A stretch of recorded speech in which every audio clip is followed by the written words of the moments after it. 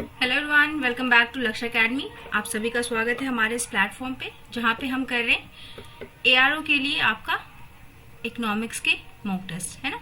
Economics की preparation कर रहे हैं हम थ्रू द मॉक टेस्ट। ये आपका मॉक टेस्ट नंबर 5 है। इससे पहले हम 4 क्लासेस कर चुके हैं और फर्स्ट यूनिट आपका ओवरऑल कंप्लीट कर चुके हैं ना। चलिए, तो आपका आज मॉक टेस्ट नंबर 5 है। जो स्टूडेंट पहले से हैं उनको पता है, और जो स्टूडेंट फर्स्ट टाइम इस चैनल पे आए हैं ना, वो डिस्क्रिप्शन बॉक्स में लिंक गिवन है, वहां पे जाके आप हमसे कनेक्ट हो जाएंगे सो दैट कि आपको क्लास की नोटिफिकेशंस, पीडीएफ्स, जो भी चीजें हैं वो सारा अवेलेबल होता रहे, है ना। आप अपडेटेड रहें कि क्या कर रहे हैं हम, आगे क्या कंटिन्यू करने वाले, तो वहां पे आपको सारी डिटेल्स मिल जाएंगी। साथ ही साथ ये आपका व्हाट्सएप नंबर है। अगर कोई भी क्वेरी है तो आप यहाँ से अपनी क्वेरी को सॉल्व कर सकते हैं इस नंबर पे कॉल करके। अगर किसी को बैचेस परचेज करनी है ना, किसी को अगर फ्रॉम स्क्रैच अगर प्रिपरेशन करनी है, सारे नोट्स चाहिए, पीडीएफ चाहिए, Hindi English both the languages में अगर आपको चाहिए, तो आप इन पेड बैचेस से ले सकते हैं। यहाँ पे आपका BPSC ARO commerce plus economics दोनों की प्रिपरेशन कराई जा रही है ना, प्लस जीके जीएस के साथ आपकी प्रिपरेशन हो रही है। तो आप ये बैचेस परचेज कर सकते हैं। इसके लिए भी आपको डिस्क्रिप्शन बॉक्स में लिंक गिवन है। अगर बैचेस परचेज करने हैं आपको, तो डिस्क्रिप्शन बॉक्स में लिंक है, वहां जाके आप वहां से परचेज कर सकते हैं ना। कोई क्वेरी हो तो व्हाट्सएप नंबर पे कॉल कर सकते हैं, जैसा कि आपको यहाँ पे ये नंबर दिख रहा है। 30% का ऑफ चल रहा है, अच्छा खासा डिस्काउंट है, प्लीज अवेल करें। अगर आपको परचेज करने का मन बना रहे हैं तो जरूर से देख लें इसको। ये सारी आपकी बैच रिलेटेड जानकारियां थी। आते हैं हम अपनी क्लास पे। देखिए,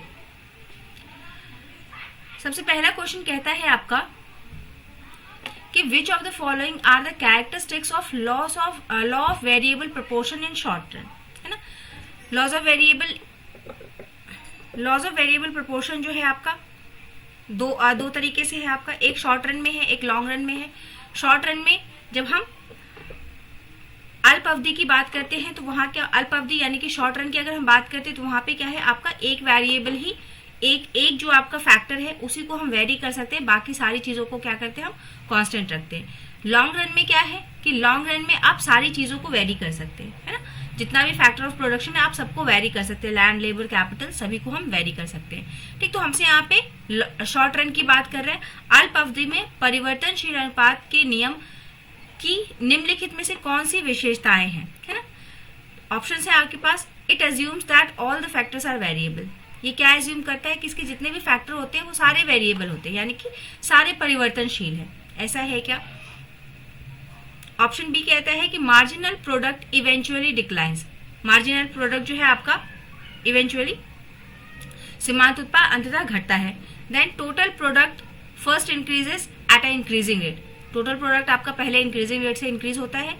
एंड लास्ट ऑप्शन कहता है कि the average product become zero when the marginal product is zero, है ना। कहता है कि जब आपका मार्जिनल प्रोडक्ट जीरो होगा तो एवरेज प्रोडक्ट भी जीरो हो जाएगा। बताएंगे इसमें से कौन कौन सा ऑप्शन सही है, आपको कैरेक्टरिस्टिक्स बतानी है।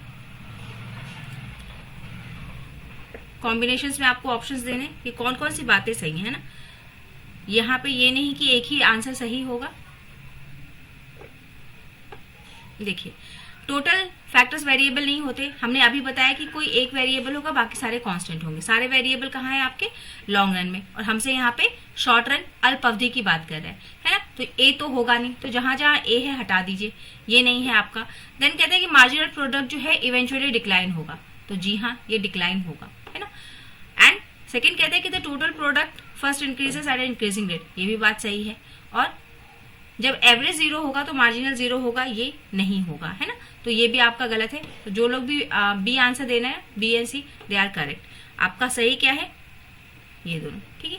चलिए, coming to the question number 2, variable proportion पूरा अच्छे से कर लेंगे कि शॉर्ट रन और लॉन्ग रन में कैसा बिहेवियर होता है, क्या क्या कंडीशंस होती हैं। यानी कि आपको उस क्वेश्चन से लॉज ऑफ वेरिएबल प्रोपोर्शन की सारी चीजें देख लेनी है ना। ग्राफ देख लेना है, रिलेशन देख लेना है आपको किस किस में, टोटल प्रोडक्ट में, मार्जिनल प्रोडक्ट में, फिर आपको average product and marginal product, इन दोनों में रिलेशन क्या होता है ये आपको देख लेना है, ठीक है, ग्राफ के सहित। फिर नेक्स्ट क्वेश्चन है आइसोकॉन्ट से आपका, ठीक है। आइसोकॉन्ट के संदर्भ में आपसे बातें की जा रही है। कह रहे हैं कि in context of isoquant which of the following statements are correct. Isoquant में आपका कौन सा स्टेटमेंट सही है बताएंगे। कह रहा है कि आइसोकॉन्ट जो है are convex to the origin due to the increasing MRTS, ठीक है, मार्जिनल रेट ऑफ उसकी वजह से क्या है आपका आइसोकॉन कॉन्वेक्स होता है टू द ओरिजिन, यानी कि इस तरीके से कुछ होगा, ये आपका ओरिजिन है और इससे कॉन्वेक्स मतलब कुछ इस तरीके का आपका बनेगा। देन कहता है कि higher isoquant implies higher level of output, जितना ऊपर आइसोकॉन्ट है उतना हायर लेवल ऑफ आउटपुट बताता है ना, बात सही लग रही है। देन कहता है कि आइसोकॉन्ट्स कैन इंटरसेक्ट ईच अदर, एक दूसरे को काट सकते हैं, ठीक है, क्या ये बात सही है। एंड लास्ट कहता है कि a straight line isoquant implies perfect substitution of inputs, है ना, कि एक दूसरे को सब्स्टिट्यूट कर सकते हैं। स्ट्रेट लाइन को आपको बता रहे हैं, बताएंगे क्या आंसर होगा इसका।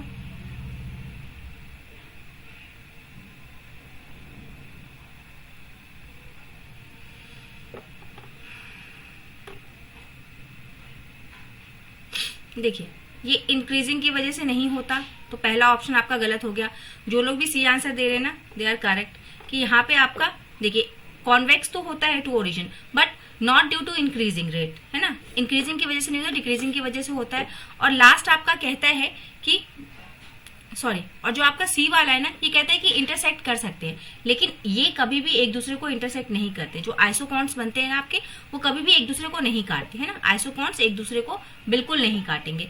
अगर स्ट्रेट लाइन आइसोकॉन्ट है मतलब कि परफेक्ट सब्स्टिट्यूबिलिटी है, सही है ये बात कि यहाँ पे अगर एक ही स्ट्रेट लाइन बन रही है तो इसका मतलब क्या है कि सब्स्टिट्यूट इनपुट्स एक दूसरे के सब्स्टिट्यूट्स है। तो आपका बी और डी ऑप्शन जो है ये सही है, यानी कि आपका सी वाला करेक्ट है। नेक्स्ट आएंगे आप, कॉस्ट से है आपका क्वेश्चन, है ना, लागत से। कह रहे कि निम्नलिखित में से कौन सी स्थिति उस स्थिति में सही होगी जहां सीमांत लागत और औसत लागत एक दूसरे के बराबर है ना। आपका सीमांत लागत औसत लागत और सीमांत लागत एक दूसरे के बराबर है। AC is equal to MC की आपकी कंडीशन है। आपको बताना है कि which of the true in this situation, अगर ऐसा होता है तो कौन सी चीज हो रही होगी वहां पे, है ना।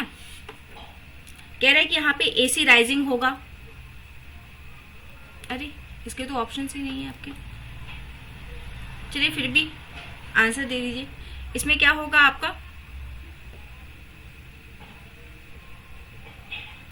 कि AC आपका राइजिंग होगा, AC इज कांस्टेंट होगा, AC is at its minimum and the firm is experiences diseconomies of scale, है ना। तो यहाँ पे क्या है, AC आपका कांस्टेंट होगा और the firms is experience diseconomies of scale, है ना। ये दोनों चीजें हो जाएंगी आपकी, ऑप्शंस नहीं थे वहां पे। देख लेंगे आप कि AC और MC में क्या रिलेशन होता है ना। जब AC इंक्रीजिंग होता है तो MC का क्या कंडीशन होता है, ओके। इन दोनों के बीच में रिलेशन आप देखेंगे जब जब आप पढ़ेंगे। देखिए आप क्या क्या पढ़ने वाले हैं, आपको एक पढ़ना होगा प्रोडक्ट के बारे में। प्रोडक्ट में तीनों चीजें आएंगी, marginal product, total product and आपका एवरेज प्रोडक्ट। ऐसे ही आपका रेवेन्यू में आपको तीनों पढ़नी है, कॉस्ट में तीनों को करना है, प्रोडक्ट, रेवेन्यू, कॉस्ट हो गया, एंड फिर आपका और क्या छूट रहा है, ये तीनों आप कर लेंगे। और सबका एक दूसरे से रिलेशन, टोटल का मार्जिनल से रिलेशन एंड एवरेज का मार्जिनल से रिलेशन, ये इतनी चीजें आपको कर लेनी है विद ग्राफ, है ना, ग्राफ के साथ आप कर लेंगे। Next, which of the following will shift the marginal cost curve to the left. Marginal cost का जो कर्व होता है ना, ये मार्जिनल कॉस्ट है आपका, इसका जो कर्व होता है वो लेफ्ट की तरफ कब शिफ्ट होगा, है ना। जो आपका सीमांत लागत वक्र है वो बाईं ओर हस्तांतरित करेगा, कब ऐसा होगा, है ना, आपको बताना है। Increase in the wages rate, जब आपका वेजेस रेट बढ़ जाए, है ना, कॉस्ट की बात कर रहे हैं हम, तो जब आपका वेज बढ़ेगा तब होगा। Fall in the price of capital, जब आपका पूंजी की कीमतों में गिरावट आएंगी। इंप्रूवमेंट इन द टेक्नोलॉजी, प्रौद्योगिकी में सुधार होगा। एंड इनपुट अकुशलता में वृद्धि होगी, है ना, ये there is an increase in input inefficiency. बताएंगे कब आपका मार्जिनल कर्व जो है वो शिफ्ट करेगा आपके लेफ्ट हैंड साइड को, बाईं तरफ।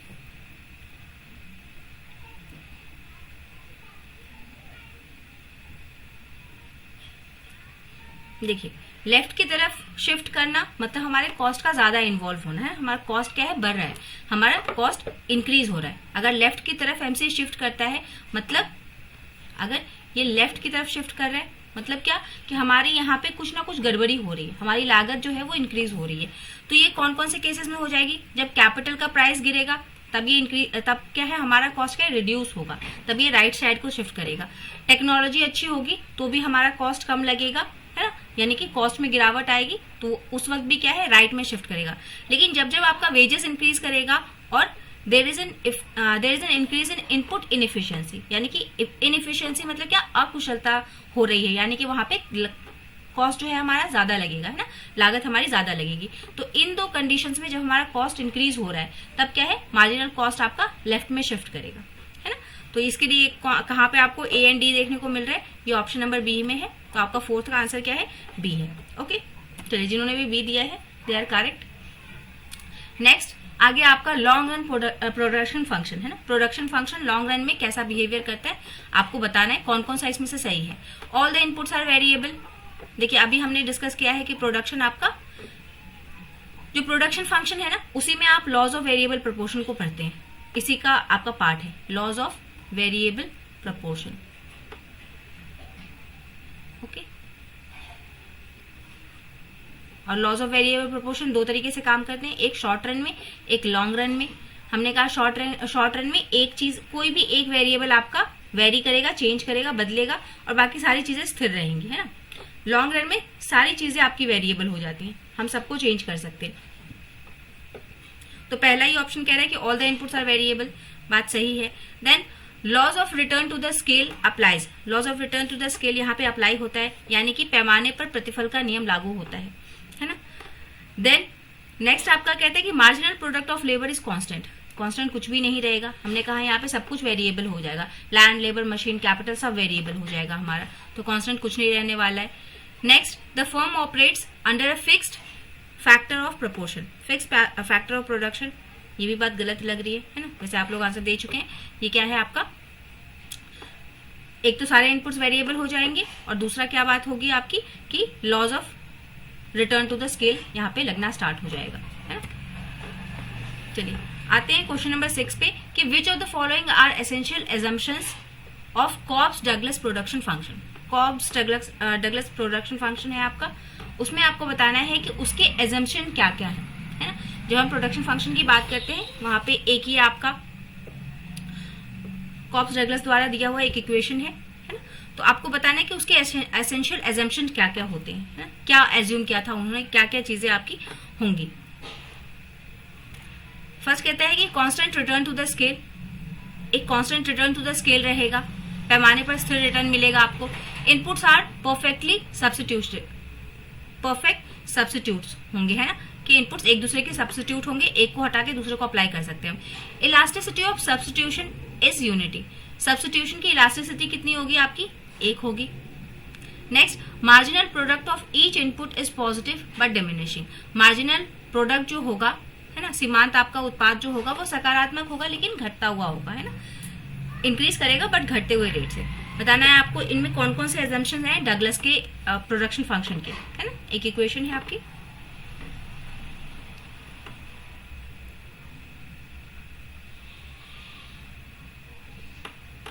देखिए इनके जो एजम्पशंस है ना, आपका आंसर नंबर डी, जो लोग डी दे रहे हैं वो करेक्ट है। आंसर इसका कि elasticity of substitution is unity, यानी कि अगर हम सब्स्टिट्यूशन अगर लगाते हैं तो उसका लोच कितना होगा, एक के बराबर होगा। जितना आप सब्स्टिट्यूट करेंगे उतनी ही आपकी इलास्टिसिटी रहेगी। देन डी कहता है the marginal product of each input is positive but diminishing. Marginal उत्पाद जो होगा आपका हर यूनिट का वो क्या है आपका पॉजिटिव रहेगा लेकिन एट अ डिक्रीजिंग रेट। ठीक, तो आपका डी इसका आंसर करेक्ट हो जाता है। इसके लिए आप टॉपिक कौन सा प्रिपेयर करेंगे, कॉब्स डगलस प्रोडक्शन फंक्शन होता क्या है, इसका इक्वेशन क्या है तैयार करेंगे, इसके एजम्पशन क्या है और कहाँ पे ये अप्लाई होते हैं। ठीक है, सिग्निफिकेंस क्या है ये हम देख लेंगे और लिमिटेशंस भी देख लेंगे। तो इतनी चीजें आपको एक कॉब्स डगलस प्रोडक्शन फंक्शन को पढ़ते वक्त इतनी चीजें आपको प्रिपेयर करनी है। ठीक, आइए क्वेश्चन नंबर 7 पे कहते हैं कि which condition must hold for the production function to exhibit increasing return to the scale, है ना। आपको बताना है कि उत्पादन फलन के पैमाने पर बढ़ते प्रतिफल को दर्शाने के लिए कौन सी स्थितियां होनी चाहिए, है ना। देखिए प्रोडक्शन फंक्शन से आपके क्वेश्चन पूछे जा रहे हैं तो पूरा उसको प्रिपेयर करेंगे कि उसका लॉस क्या होता है, प्रोडक्शन फंक्शन होता क्या है, कौन कौन से फैक्टर उसको इफेक्ट करते हैं, ये सारी चीजें आप क्या है प्रिपेयर करेंगे जब आप तैयार कर रहे होंगे अपना, है ना। चलिए, तो production function exhibit increasing return to the scale कब होता है आपका, all the inputs are increase, सभी इनपुट बढ़ जाते हैं और आउटपुट अनुपातिक रूप से अधिक बढ़ जाता है ना, रिटर्न्स टू द स्केल की बात कर रहा है हमें। देन कहते हैं कि marginal product of capital is increasing, सीमांत प्रोडक्ट का जो आपका पूंजी में सीमांत उत्पाद जो है वो बढ़ रहा है ना, मार्जिनल प्रोडक्ट बढ़ रहा है कैपिटल में। Then returns to the variable factor are increasing, ये तो होगा ही कि returns to the variable factor are increasing, increase कर रहे होंगे। एंड लास्ट कहता है कि doubling of input results in more than double output, ये भी सही लग रहा है हमारा, क्यों, क्योंकि हम रिटर्न्स टू स्केल की बात कर रहे हैं। तो बताइए इसका आंसर क्या हो जाएगा आपका क्वेश्चन नंबर 7 का।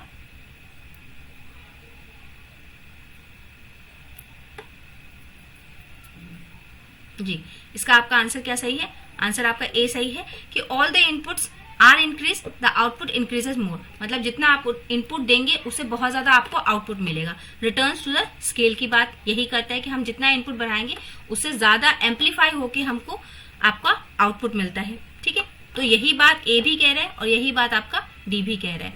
बाद बाकी ये दोनों आपके इनकरेक्ट है ना। Return to the variable factor are increasing, ये बात नहीं है क्योंकि यहाँ पे सारी चीजें आपकी वेरिएबल हो चुकी हैं रिटर्न टू द स्केल में। ऑप्शन नंबर ए आपका सही है ना। चलिए क्वेश्चन नंबर 8 पे आते हैं। ये आपका पूरा प्रोडक्शन फंक्शन से है ना, यानी कि प्रोडक्शन फंक्शन आपका किसका पार्ट है, आपका प्रोड्यूसर बिहेवियर का। प्रोड्यूसर बिहेवियर जब आप करेंगे वहां पे आपको प्रोडक्शन फंक्शन को स्टडी करना है, वहीं का एक पार्ट है। कहता है क्वेश्चन नंबर 8 कहता है कि which of the following are implications of production function with fixed proportion, निम्नलिखित में से कौन सा निश्चित अनुपात वाले उत्पादन फलन के निहितार्थ है ना, आप बताएंगे। आइसोकॉन्स आर राइट एंगल्ड, जो आपके आइसोकॉन्स होंगे वो राइट एंगल्ड होंगे ऐसे। मार्जिनल रेट ऑफ रिटर्न जो है आपका is undefined in the kink, ये अनडिफाइंड रहता है आपके किंक में। Only one optimal combination of inputs का एक ही आपका जो इनपुट है उनका केवल एक ही इष्टतम संयोजन हो सकता है, क्या ऐसा होगा। या फिर लास्ट वाला, इनपुट्स आर परफेक्टली सब्स्टिट्यूटेबल, यहाँ पे इनपुट जो है वो परफेक्टली सब्स्टिट्यूटेबल है, यानी कि इनपुट को पूरी तरीके से प्रतिस्थापित किया जा सकता है या वो प्रतिस्थापन करने योग्य है ना। बताएंगे आंसर क्या है, फिक्स प्रपोर्शन। फिक्स प्रपोर्शन की बात कर रहा है, बताइएगा production function with fix proportion. Question number 8 का आंसर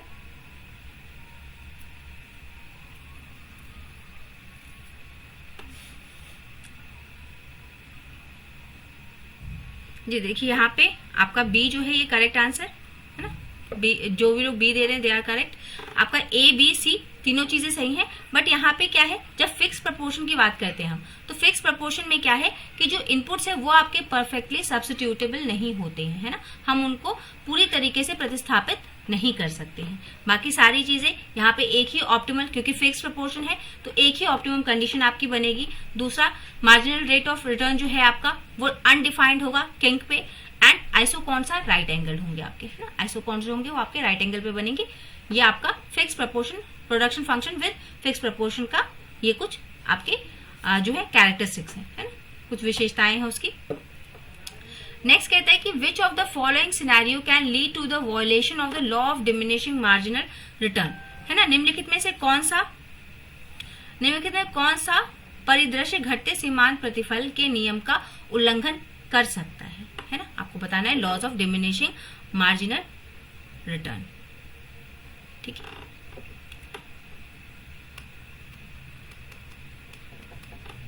चलिए, कहता है कि फर्स्ट ऑप्शन है आपका improve technology in the short run production function, है ना। Constant marginal product of labour, decreasing return to the scale in long run, and homogeneous variable inputs, है ना। अगर होमोजीनियस होंगे तो आपका सब्स्टिट्यूशन हो सकता है। इसको ध्यान में रख के बताएंगे कि कौन सा आपका leads to the violation of the laws of diminishing return, कौन सा आपका नियम का उल्लंघन करता है। इसमें से कौन सी बात डिमिनिशिंग रेट ऑफ रिटर्न का उल्लंघन करता है, बताएंगे। क्वेश्चन नंबर 9,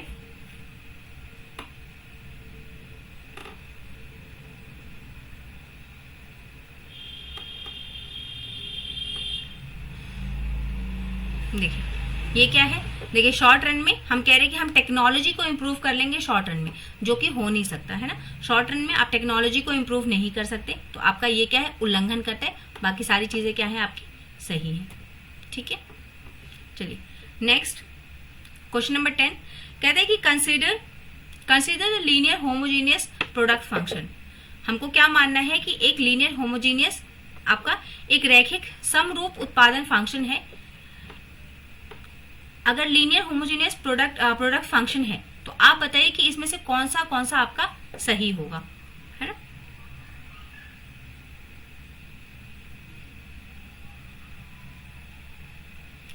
कहता है कि it exhibit constant return to the scale. अगर लीनियर है, सारी चीजें होमोजीनियस है और लीनियर है, सारी चीजें मतलब एक समान। लीनियर का मतलब क्या कि सब एक तरीके से आपका चेंज होंगी, है ना, एक पैटर्न होगा, लीनियरली वो वेरी करेंगी। ठीक, जैसे इस तरीके से कुछ लीनियर उनमें बदलाव होगा। तो कह रहा है कि it exhibits a constant return. अगर लीनियर होगा मतलब समरूप अगर होंगे तो आपका कांस्टेंट रिटर्न आपको मिलेगा। Output changes proportionally. जितना आप इनपुट बढ़ाएंगे, जितना आप क्या है इसमें इनपुट जितना देंगे उतना ही आपको आउटपुट मिलेगा। ये भी बात सही है कि इनपुट देंगे उतना ही आपको मिलेगा। यूलर्स थ्योरम यहाँ पे अप्लाई होता है। यूलर्स थ्योरम बोलिए, यूलर्स थ्योरम बोलिए, दोनों में से कोई भी एक बोलिए। जो आपका यूलर्स थ्योरम है वो अप्लाई होता है यहाँ पे। तो इनका जो थ्योरम है वो इसी के लिए है, लीनियर होमोजेनियस प्रोडक्शन फंक्शन के लिए ही है आपका। देन लास्ट कहते हैं कि isoquant become flatter with increase in input level. जैसे जैसे आइसोकॉन जो है आपका वो फ्लैट हो जाएगा अगर आप इनपुट को बढ़ाएंगे। ठीक, तो ये बात एक नहीं होती है। बाकी सारी चीजें आपकी क्या है, ए बी सी जो है तीनों सही है। ठीक, ये यूलर्स रूल आप यहाँ पे याद रख लेंगे। यूलर्स रूल जो है आपका ये याद रखेंगे। ये किसके लिए इन्होंने रूल दिया हुआ है, ये रूल दिया इन्होंने लीनियर होमोजीनियस प्रोडक्शन फंक्शन के लिए, है ना। यहाँ पे आपका कांस्टेंट रिटर्न रहता है और जितना इनपुट आप डालेंगे उतना ही आउटपुट मिलेगा। ठीक है, तो आपका ए बी सी तीनों करेक्ट है। देखिए ए बी सी डी वाले में आपका करेक्ट है।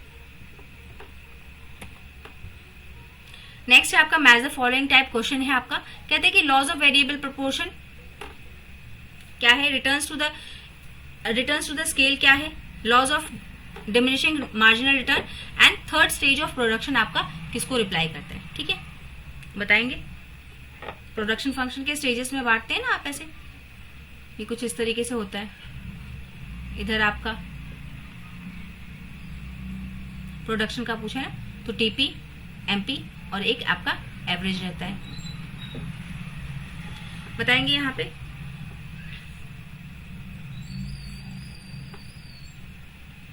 देखिए लॉज ऑफ वेरिएबल कहाँ अप्लाई होता है आपका, ओनली शॉर्ट रन में। रिटर्न्स टू द स्केल यानी कि लॉन्ग रन की बात करता है। चेंज इन ऑल इनपुट्स ये हो जाता है आपका। Law of diminishing marginal return यानी कि मार्जिनल प्रोडक्ट यहाँ पे डिक्रीज होना स्टार्ट करेगा। और थर्ड स्टेज ऑफ प्रोडक्शन जो है वहां पे क्या है, देखिए पहले आपका मार्जिनल प्रोडक्ट जो है वो इंक्रीज होता है, देन एक कांस्टेंट लेवल पे आता है, फिर जीरो होता है और फाइनली वो नेगेटिव हो जाता है। ठीक है, तो ये आपके 3 स्टेजेस है, इंक्रीज, कांस्टेंट, डिक्लाइन होना स्टार्ट होगा और फिर फाइनली क्या है वो नेगेटिव हो जाएगा। तो आपका सीधा सीधा दिया हुआ है, ऑप्शन नंबर ए जो है आपका करेक्ट है। नेक्स्ट उसी से पूछ रहा है, ये जो डायग्राम बनाया ना कि हमने तीन स्टेजेस में हम बांट देते हैं। इंक्रीज होता है, फिर मैक्सिमम पहुंचता है और फिर आपका डिक्रीज होना स्टार्ट होता है। तो ये उसी के बारे में बात कर रहा है आपका। कह रहा है कि following phases of production function and there characteristics. First stage में आपका क्या होता है बताएंगे, rational stage for producers decision. Second में क्या है आपका, थर्ड में क्या है एंड फोर्थ में क्या है बताएंगे। देखिए फर्स्ट स्टेज में क्या है आपका, increasing return under utilization of fixed input, यानी कि स्टार्टिंग में हमारा क्या है कि ये इंक्रीज होता है ना। पहले फेज में क्या है, ये आपका इंक्रीजिंग रिटर्न देगा आपको, और यहाँ पे जो आपका फिक्स्ड इनपुट है वो अंडर यूटिलाइज रहता है, मतलब और यूटिलाइज हो सकता है, अभी और बढ़ेगा। देन आपका क्या आता है, सेकेंड स्टेज क्या है, rational stage for producer decision. यहाँ पे प्रोड्यूसर को डिसीजन लेने की बात आती है। थर्ड स्टेज कहता है कि नेगेटिव होगा, है ना। तीसरे स्टेज में हमारा मार्जिनल प्रोडक्ट जो है वो नेगेटिव होना स्टार्ट हो जाता है and increasing return with under utilization of fixed input, है ना। यहाँ पे आपका मार्जिनल प्रोडक्ट नेगेटिव हो जाएगा एंड जब आपका एमपी इज इक्वल टू 0 है इस वाले पॉइंट पे, ठीक है, तो उस वक्त आपका जो टीपी होता है वो क्या है, मैक्सिमम होता है। TP is maximum when your MP is equal to zero. जब आपका मार्जिन सीमांत उत्पाद जब आपका जीरो हो जाएगा तो उस वक्त आपका टीपी क्या है, वो मैक्सिमम होता है। तो हम क्या बोलते हैं कि एट टोटल प्रोडक्शन मैक्सिमम हमारा क्या है, ऑप्टिमम कॉम्बिनेशंस हो रहे हैं। ठीक है, तो आपको ए वाला जो ऑप्शन है ये करेक्ट है। क्वेश्चन नंबर 13 में आएंगे आप, कह रहे हैं इंक्रीजिंग रिटर्न टू स्केल का मतलब क्या है कि output increases more than input. ये तो सामने सामने लग रहा है। कांस्टेंट में क्या होता है, प्रोपोर्शनली आपका करता है। डिक्रीज में क्या है कि output increases less than the input. And no change in the technology, homogeneous product function, कोई चेंज नहीं है होमोजेनियस प्रोडक्ट फंक्शन में। आंसर देंगे आप अपना।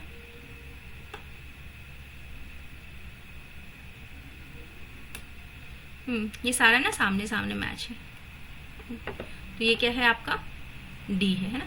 ए का 1, बी का 2, सी का 3 एंड डी का 4 है ना। ये सारे क्वेश्चंस आपके कहाँ से आ रहे हैं, ये लॉज ऑफ वेरिएबल प्रोपोर्शन से एंड आपका रिटर्न्स टू द स्केल, यानी कि short run and long run से आपके क्वेश्चंस आए हुए हैं। कहाँ का, प्रोडक्शन फंक्शन। और प्रोडक्शन फंक्शन आपको पढ़ना कहाँ पे है, आप ये पढ़ते हैं अपने प्रोड्यूसर्स बिहेवियर में, है ना। देखिए अभी हमने कॉप डगलस की बात की थी ना, देखिए कॉप डगलस का यहाँ पे आ गया जो आपका फंक्शन है, यही आपका फॉर्मूला है। इसी फॉर्मूले की हम बात कर रहे थे, इसको याद रख लेंगे आप कि जो आपका क्वांटिटी जो प्रोड्यूस होगा वो आपके फैक्टर ऑफ प्रोडक्शन के साथ कैसे वेरी करता है ना, क्या रिलेशन है आपके आउटपुट में एंड प्रोडक्शन ऑफ जो फैक्टर्स ऑफ प्रोडक्शन है उन दोनों में क्या रिलेशन होता है, उसी को ये बताता है कॉप डगलस। हम प्रोडक्शन का फंक्शन लिखते हैं ना कि this is equal to function of आपका लैंड, लेबर, मटीरियल, है ना। तो वैसा ही आपका कॉप डगलस ने भी एक फंक्शन दिया है जिसमें हम क्या डिफाइन करते हैं कि क्वांटिटी इज इक्वल टू ये this land alpha capital beta. ठीक है, इस तरीके से हम इसको डिफाइन करते हैं। इसका इक्वेशन है पूरा, आप देख लेंगे एक बार। तो आपका देखिए सी का 3 कहाँ है, 3 जगह पे सी का 3 है। Next, laws of variable proportion आपको क्या कहता है, laws of returns to the scale आपको क्या कहता है कि all the inputs are variable. Laws of यानी कि लॉज ऑफ वेरिएबल प्रोपोर्शन कहाँ आता है आपका, शॉर्ट रन की बात है, ये लॉन्ग रन की बात है। शॉर्ट रन में आपका only one input is variable and other are fixed, ये तो हम बात कर चुके हैं। एंड आइसोकॉन्ट्स जो है आपके, आइसोकॉन्ट्स का जो स्लोप है ना, वो क्या है आपका, यहाँ पे आपका क्या लगता है, law of diminishing marginal return to the scale. तो यहाँ पे आपका डेल्टा कैपिटल में जितना चेंज करेंगे उतना ही लेवल में चेंज होगा वाइल मेंटेनिंग द आउटपुट। ठीक है, तो आपका ये सामने सामने है, देखिए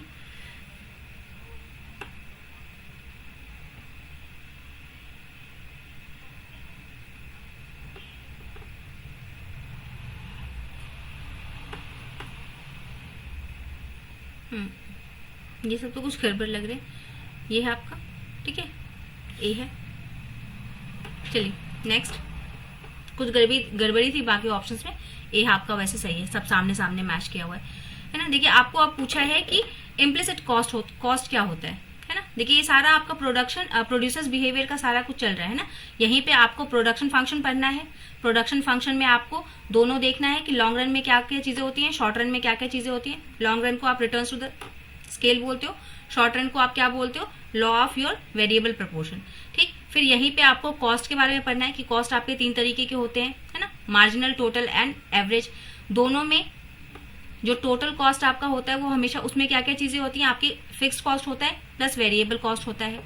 ठीक, ये चीजें आपको सारी वहां पे कॉस्ट के बारे में पढ़ना। आपसे पूछा कि इम्प्लिसिट कॉस्ट क्या होता है, ओनर्स फॉरगॉन सैलरी, कि ओनर्स की जो छूट गई है सैलरी, है ना, छोड़ा हुआ वेतन, interest on own capital, rent on self own land, या फिर payment to the external supplies. यहाँ पे आपको 2 तरह के कॉस्ट मिलेंगे, एक इम्प्लिसिट मिलेगा और एक एक्सप्लिसिट मिलेगा। ठीक है, इम्प्लिसिट में जो आपका है, जो अपॉर्चुनिटी कॉस्ट होती है उसको हम इंक्लूड नहीं करते, और एक्सप्लिसिट वाला जो है उसमें हम क्या है, अपॉर्चुनिटी कॉस्ट को इंक्लूड कर लेते हैं। ठीक है, थोड़ा कंफ्यूजन रहता है, इसको अच्छे से देखिएगा। तो 15 का आंसर देंगे आप। देखिए हमने क्या कहा कि इम्प्लिसिट में हम अपॉर्चुनिटी कॉस्ट को इंक्लूड करते हैं, यानी कि जितना भी अपॉर्चुनिटी कॉस्ट है, ये आपका अपॉर्चुनिटी लॉस्ट है, इसको इंक्लूड करेंगे। इंटरेस्ट ऑन ओन कैपिटल, अपना, है ना, जो उसका अपना पैसा है, उसने कहीं ना कहीं अगर अपना पैसा लगाया है तो कोई ना कोई अपॉर्चुनिटी को छो रहा है ना, यानी कि अपॉर्चुनिटी कॉस्ट है आपका। तो इंटरेस्ट ऑन ओन कैपिटल ये भी आएगा आपका। सेल्फ ओन्ड, जितना भी ओन्ड है उसका अपना जितना भी है ना, अपनी चीजों का अगर वो सेक्रीफाइस कर रहा है ना, लॉस कर रहा है उसका, तो क्या है वो सारी उसकी इम्प्लिसिट कॉस्ट में आ जाती है, उसका अपना कैपिटल, ओन्ड कैपिटल, वो उसमें आ जाएगा। बट एक्सटर्नल सप्लाईज की जैसे ही हमने बात की, ये इसके इम्प्लिसिट कॉस्ट में नहीं आता। ठीक है, तो ए बी सी आपका आंसर करेक्ट है। नेक्स्ट क्वेश्चन नंबर 16 देखेंगे। विच कॉस्ट कर्व सामान्य परिस्थितियों को मानते हुए उत्पादन बढ़ने पर कौन से लागत वक्र हमेशा घटते हैं, है ना। उत्पादन जब भी आप बढ़ता है तो कौन सा कॉस्ट आपका हमेशा डिक्रीज करेगा, आप बताएंगे कौन कौन सा। Average fixed cost, average variable cost, marginal cost या टोटल फिक्स्ड कॉस्ट। कौन सा जब आपका उत्पादन बढ़ेगा तब तक कौन सा कॉस्ट कम होगा, बताएंगे आंसर।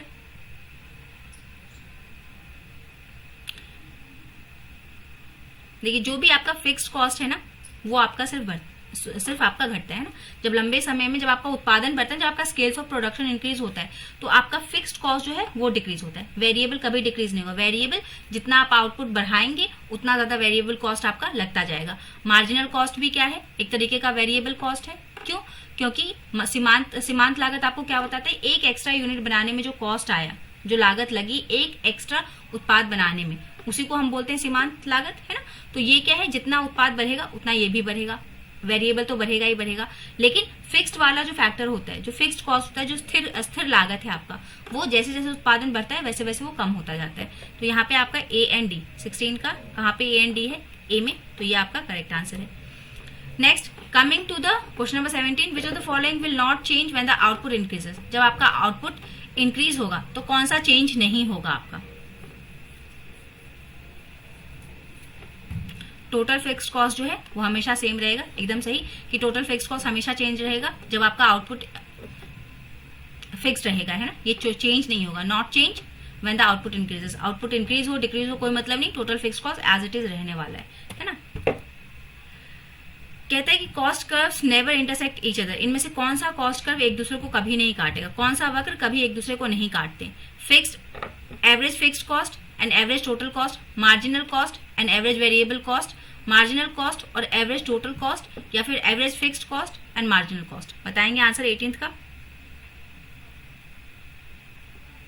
जी, डी ऑप्शन सही है। Average fixed cost and marginal cost जो है आपका AFC एंड MC एक दूसरे को कभी भी नहीं काटते हैं। ठीक है, इसको ग्राफ से आप एक बार देख लेंगे, समझ लेंगे। ठीक है, टाइम हमारे पास कम है, ज्यादा लेंथी हो जाएगा, इसलिए यहाँ पे हम डिटेलिंग करने रहे। इफ यू वांट तो हम इसका एक पोर्शन आपको थ्योरी का करवा देंगे, ओके।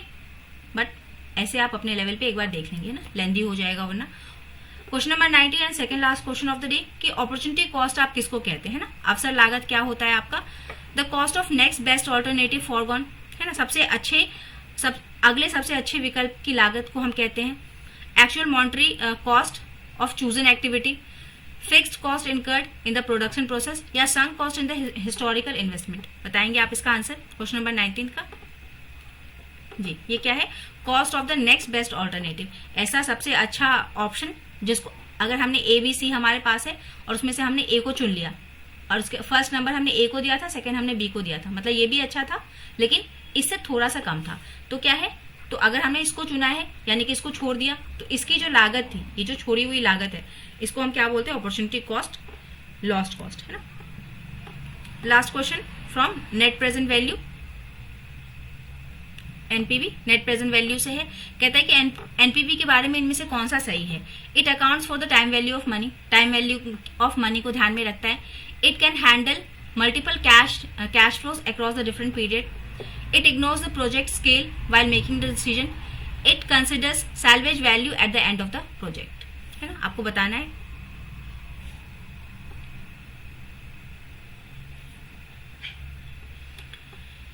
यह पैसे के मूल्य को ध्यान में रखता है। यह विभिन्न अवधियों में कई नकदी प्रवाह को संभाल सकता है। यह निर्णय लेते समय परियोजना के पैमाने को अनदेखा कर देता है। देखिए एक नेगेटिव पॉइंट है ना कि अनदेखा कर देता है। हमको यहाँ पे इसके बारे में सही बातें बतानी है, पॉजिटिव चीजें बतानी है। Consider the salvage value at the end of the project, तो ये सारा काम करता है, बस आपका क्या है, सी को छोड़ के।